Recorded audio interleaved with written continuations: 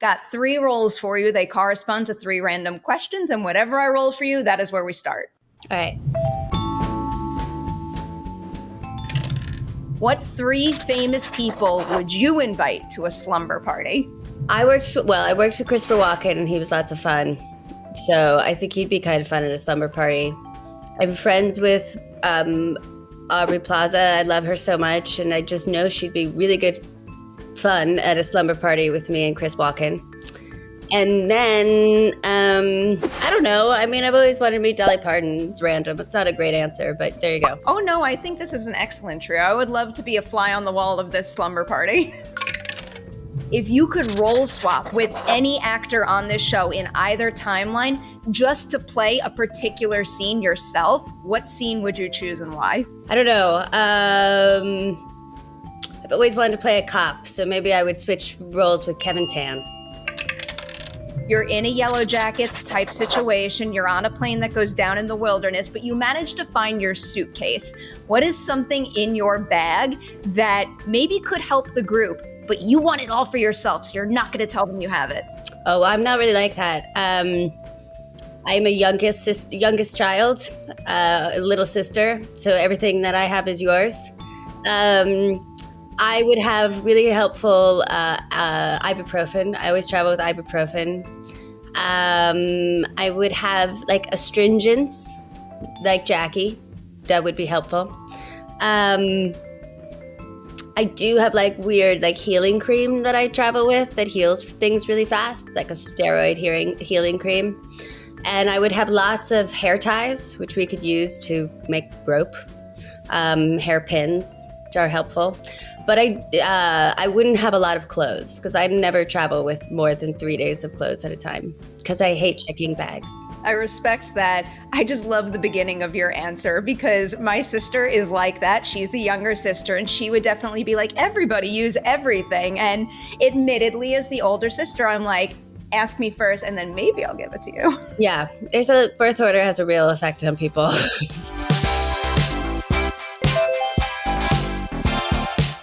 What's up, everyone? Welcome back for a brand new edition of Collider Ladies Night with a returning guest, a returning favorite, so we could talk about a show that I am full-blown obsessed with, Christina Ricci.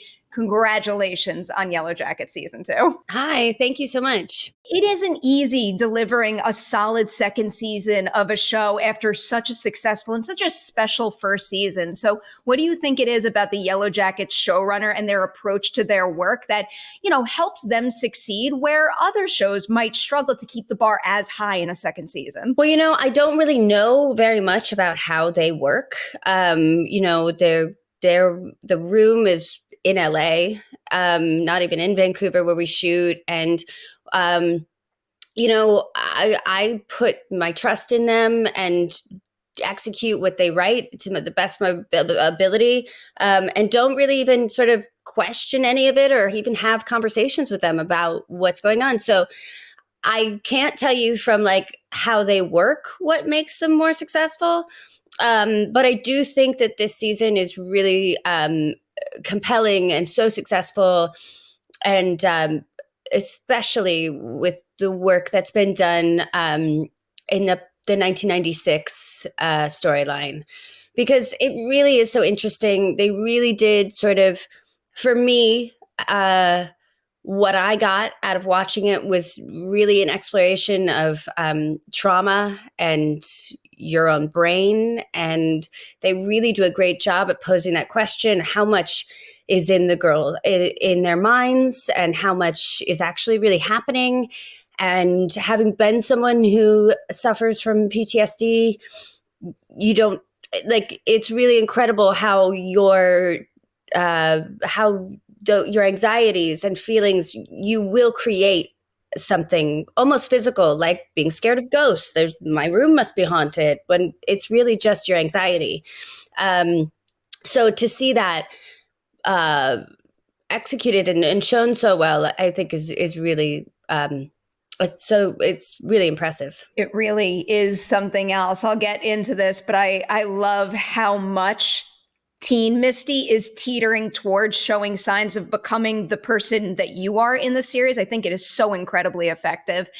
First, though, I wanted to ask you a little bit about your approach to the work in terms of not pressing the showrunners and writers for information about your character, because I know that's your approach to the work here. So I have a two-parter on that. Can you give me an example of a scene that you shoot in season 2 where you're thankful that you didn't know too much before you shot that scene, where not knowing and being in the dark in some respect influenced your work for the better? I don't know that I think it does. I have shot many scenes, or I've read many episodes where I'm just sort of like, oh wow, so that's the backstory to what happened.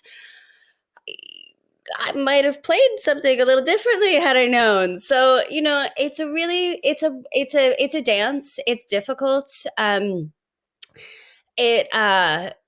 I've never worked this way, so I'm learning as I go and trying to find the way to never sort of regret the way I played something in the past. This is really a new experience for me, and I'm trying to master it. You all do that dance like exceptionally well. I mean, that's part of the joy of watching this show, is also tracking things like reaction shots that, magically do build into something that really means something. Yeah, I think we have really great editors. The whole team. Sometimes I watch something and I'm like, oh my God, I shot this before I knew that. Thank God the editor's so good.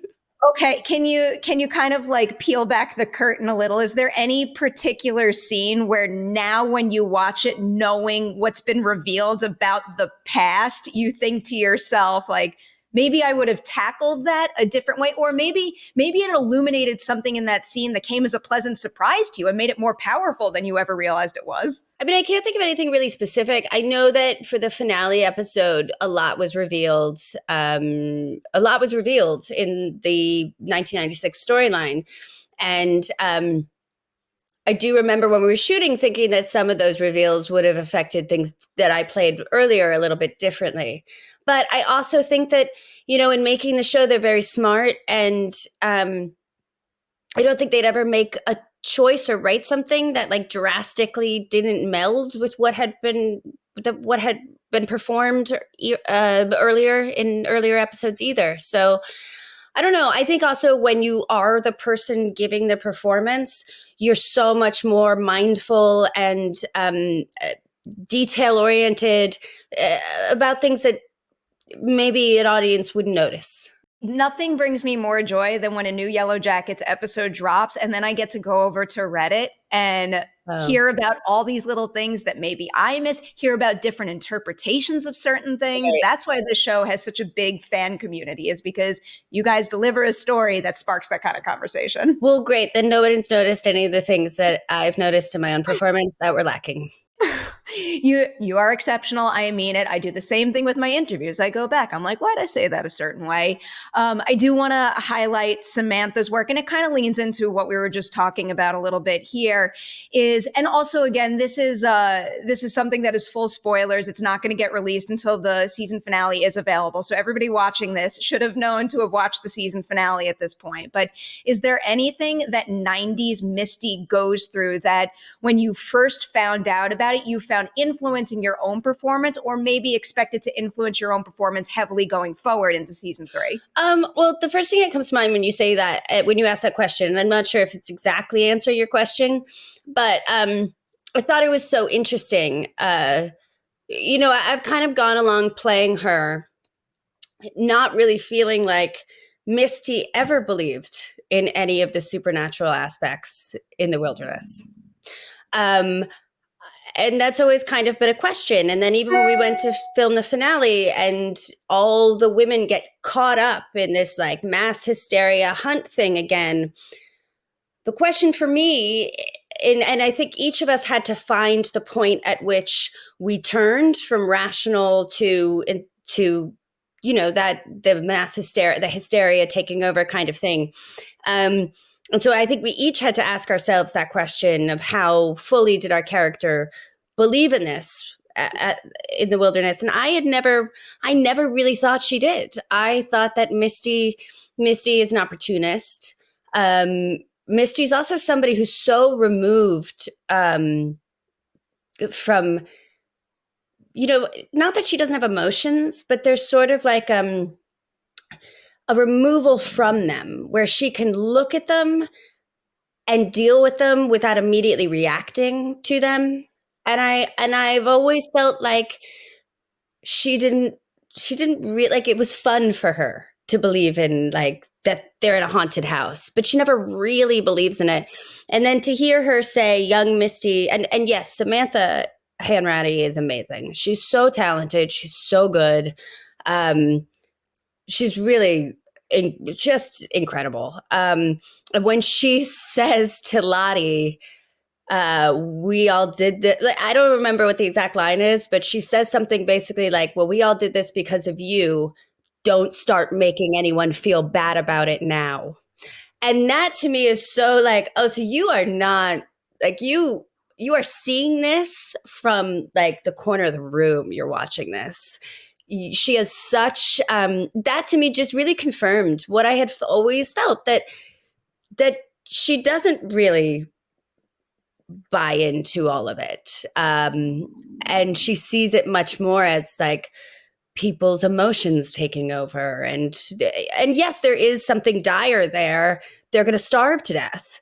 But I don't think she thinks they're going to starve to death because there's a malicious spirit there. You know what I mean? And I really, that to me was great because, like I said, we don't always know that much, and we don't always know if we're on the right track or we even have the right conclusions.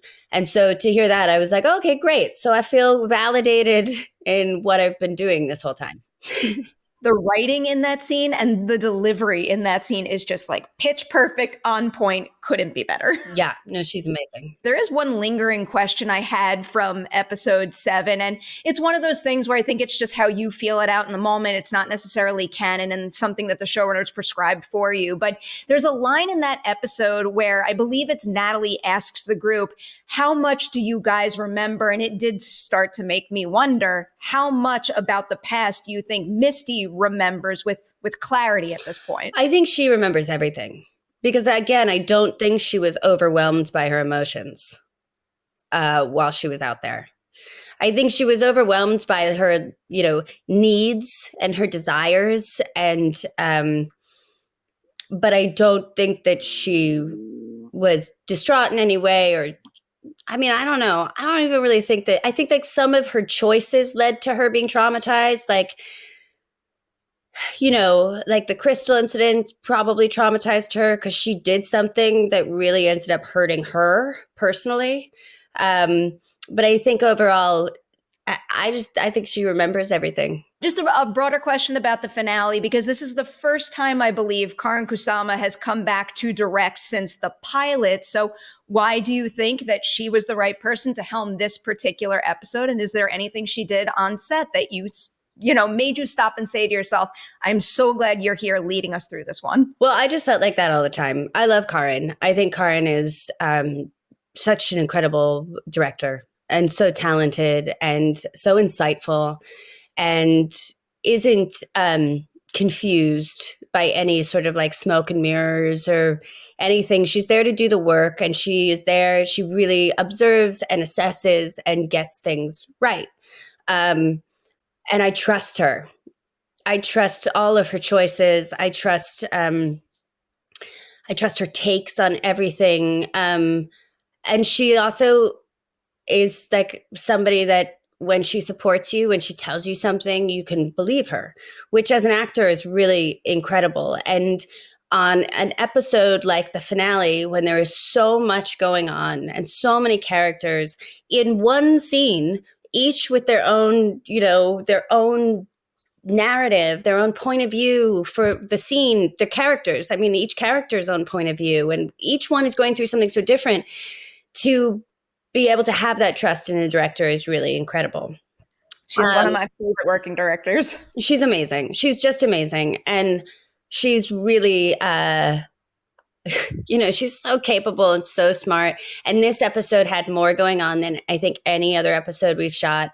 And I think you really need somebody who is as talented, as competent, and and has executed as many, really successful low budget films as she has. I think that background is really invaluable. Job incredibly well done. Congratulations on Yellowjackets season 2. Thank you.